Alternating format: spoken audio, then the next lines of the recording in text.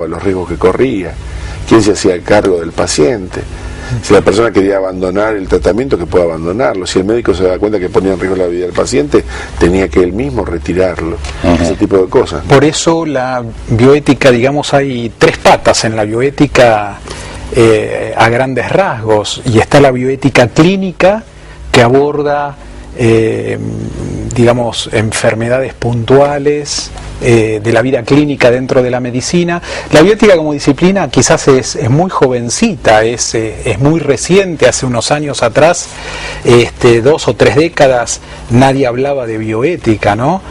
Es algo muy, muy reciente, y es un gran desafío poder abordarla. La bioética clínica, que aborda temas muy puntuales, la bioética de investigación, que hacía recién mención Rubén, donde ahora hay una ley reciente también, donde se tiene que debidamente firmar un consentimiento informado al paciente. El médico tiene que notificar qué tratamiento farmacológico, quirúrgico, lo que fuere, y explicarle a qué va a ser sometido. La bioética de investigación es el contralor, por así decirlo, de aquellas drogas que están en fase de experimentación y que todavía, digamos, están en proceso de ganar el mercado.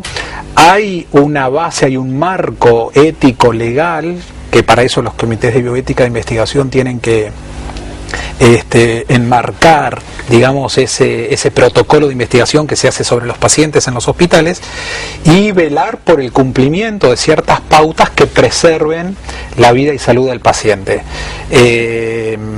Hay requisitos básicos que se le pide, por ejemplo, que sean drogas que tengan previa aprobación en Estados Unidos por la FDA, en Argentina por la ANMAT, y ciertos requerimientos que tienen que estar presentes ahí, pero siempre el paciente tiene que ser notificado, y el comité de bioética debe velar para que no ocurra lo que ocurría, por ejemplo, con estos pacientes de sífilis. Es decir, frente a una enfermedad y frente a 2 tratamientos alternativos en la prueba de una droga, ninguno puede ser con placebo. Siempre al paciente tiene que ofrecérsele el mejor tratamiento para su enfermedad, pero contrarrestarlo con otra droga, pero nunca con un placebo. Sí, digamos, el placebo es una pastilla que no tiene nada, talco, que es talco. Claro. Los teléfonos son el 4568-6452, 4568-6667. El teléfono para la audiencia de Rosario es el 607-5728. El tema es muy interesante, muy profundo. Si usted piensa que le pasa por arriba, vamos a tratar de bajarlo. Pero esto nos afecta a todos. Estando yo en Estados Unidos, vi algo que me afectó. Me pregunté si estaba bien, es decir, laboratorios que no consiguen gente y entonces se aprovechan de los inmigrantes que están necesitados de tener una entrada. Entonces le explican todo, pero me dolía a mí pensar que eran como conejillos de India, ¿no? Por otro lado, digamos la verdad, si la ciencia no experimenta, si la ciencia no arriesga, todavía estaríamos, qué sé yo, con la cataplasma. Es decir, hay un equilibrio, ¿no? Queremos que la ciencia avance, que investigue, que descubra más soluciones a las enfermedades, pero queremos que lo haga respetando a las personas, ¿no? Osvaldo de Rosario pregunta si la Iglesia Católica participó del Congreso COICOM 2009. No creo. Es un congreso de comunicadores que se realizó en Mar del Plata. Sé que hay gente, no es mi especialidad, pero claro, hay gente... Sí. Y pregunten en qué forma participó luego con la Iglesia Evangélica en la lucha contra el matrimonio gay. Bueno, ya lo dijimos, tuve acá a los jóvenes de la Iglesia Católica que organizaron el último de los encuentros allí enfrente de la Plaza de los Congresos. Pero a veces hay que recordar que ahí también habló un pastor y Sí. un rabino, me parece, creo. No, rabino no. Puede ser, pero yo no me acuerdo. Sí, en eso trabajamos juntos, quizá un poco tarde. Sí. Pero bueno, no nos vamos a meter en eso, especialmente en el día de hoy. Llámenos si tiene alguna pregunta, si quiere hacer algún aporte, aquí estamos para contestar lo que sabemos, y si no decimos, esta, como decíamos cuando éramos estudiantes, esa profesor no la sé. ¿Me puede repetir la pregunta? ¿Cuál es el tema hoy más mencionado en los diálogos de la gente que está en la bioética, Rubén?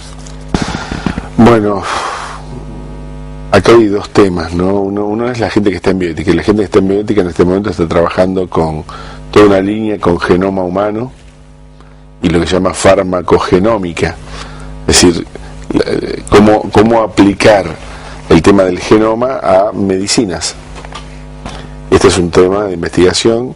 El otro tema es la objeción de conciencia, el que ante el avance de ciertas éticas, cómo proteger ya no tanto al paciente, que tiene un gran campo de cobertura, sobre todo con el tema del principio de autonomía del paciente.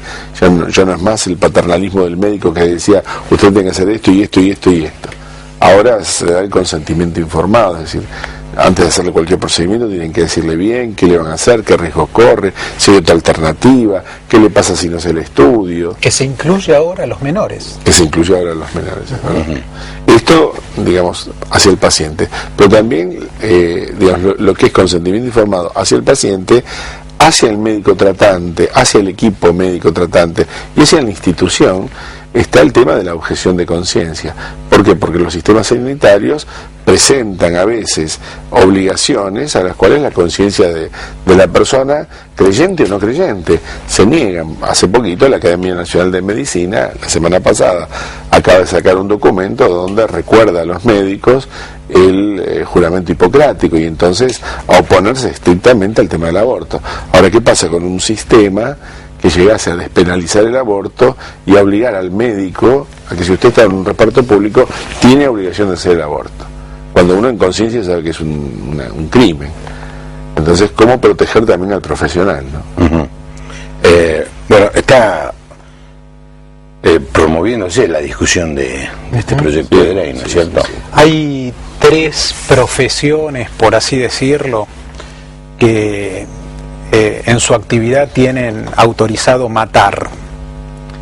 El verdugo, en aquellos países donde está legalizada la pena de muerte, hay alguien que tiene que hacerlo, sí, y esto está amparado legalmente. Varios estados dentro de los Estados Unidos y otros países en Asia, ni hablar de Medio Oriente y demás, está legalizada la pena de muerte. Otros son las Fuerzas Armadas, los policías y militares en caso de necesidad.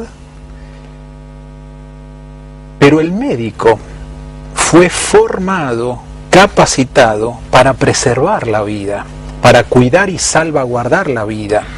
Entonces, proponer un proyecto de ley que transforme a aquel médico especializado y que ha estudiado para preservar la vida en transformarlo en verdugo, realmente es algo que está ajeno a la naturaleza de lo que es la medicina. Es muy interesante el approach, utilizando una palabra golfística, ¿no? El acercamiento al tema, ¿no? Es que el médico naturalmente estudió para preservar la vida, para cuidar la vida. Entonces la objeción de conciencia hace que el médico no se sienta obligado, ni aún por una ley, a hacer lo que en su conciencia moralmente no está de acuerdo. Sí. Es como pasó con una jueza, creo que en La Pampa, que se excusó de celebrar un matrimonio entre 2 personas del mismo sexo por una cuestión de conciencia. Y debe ser respetada, aunque no siempre se entendida esta decisión por la comunidad, por la sociedad. Y yo también diría, no sé si toda la sociedad está tan de acuerdo en eso. Creo que hay algunas personas que formadores de opinión que baten el parche con estas cosas, ¿no? Y que ejercen una presión sobre la opinión pública. Me parece que va más por ese lado. Sí, yo creo que si se hubiera hecho un plebiscito, la ley no salía, o por lo menos se iba a votar en contra. Bueno, pero se juntaron cientos de miles de firmas, ¿no? Sí. Pero había una decisión política, ¿no? Quizá no sea el día hoy para entrar en ese tema. La verdad es que estamos todos compungidos por la pérdida de Néstor Kirchner, la muerte. Hoy veíamos con mucho dolor la escena de la movilización esa, dicho sea de paso, muy mal organizada, ¿no? Después de 2 días que no puede haber un cortejo más o menos organizado, la gente se le tiraba encima. Lo mismo sucede en Río Gallegos. Es un mal menor, pero la verdad es que lo podría haber organizado más dignamente, más respetuosamente para la familia. Y también uno ve el dolor de la que hoy es nuestra presidenta, no la hayamos votado o no, nos guste o no, estemos de acuerdo con algunas decisiones que tomó o no. Es un momento de mucho dolor. No quisiera entrar en y un momento que, como siempre, requiere de la grandeza de las personas. Un país sale adelante con la grandeza de sus ciudadanos, no con mezquindades, no con banderías, con grandeza, elementos superadores, objetivos altos. Me parece que por ahí tiene que pasar la solución. Por ejemplo, esto, ¿no? Bueno, a ver, comprendamos el dolor de una no perdamos la dimensión en la política, la dimensión de una mujer que ha perdido a su marido y que tiene que seguir en un cargo tan importante y tan clave como es ¿no? Y hacer de su dolor fuerza para buscar el bien de los demás también. Hay que mirar con grandeza a la gente, no hay que ser pequeño. Bueno, yo le decía ayer a la audiencia, fue el primer programa en vivo anoche, estuve toda la semana pasada en Ciudad del Cabo, en Sudáfrica, y vengo impactado por la figura de Nelson Mandela. Y yo decía que qué necesidad tenemos en la Argentina de ese espíritu, figuras de esa magnitud, actitud de perdón después de 27 años preso. Yo estuve el lunes al lado en la puerta de la celda donde estuvo 14 años, y uno se pregunta cómo es que este hombre salió de allí con un mensaje de reconciliación y de perdón, ¿no?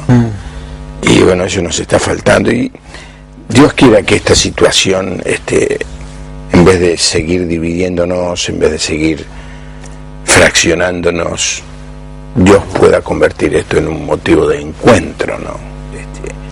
La verdad es que no veo cómo, más bien me parece que los fundamentalistas ideológicos están ganando la apuesta, pero ¿por qué no seguir orando, no? Para que Dios intervenga en nuestro país. Volvemos al tema y obviamente estamos todos compungidos por esta situación.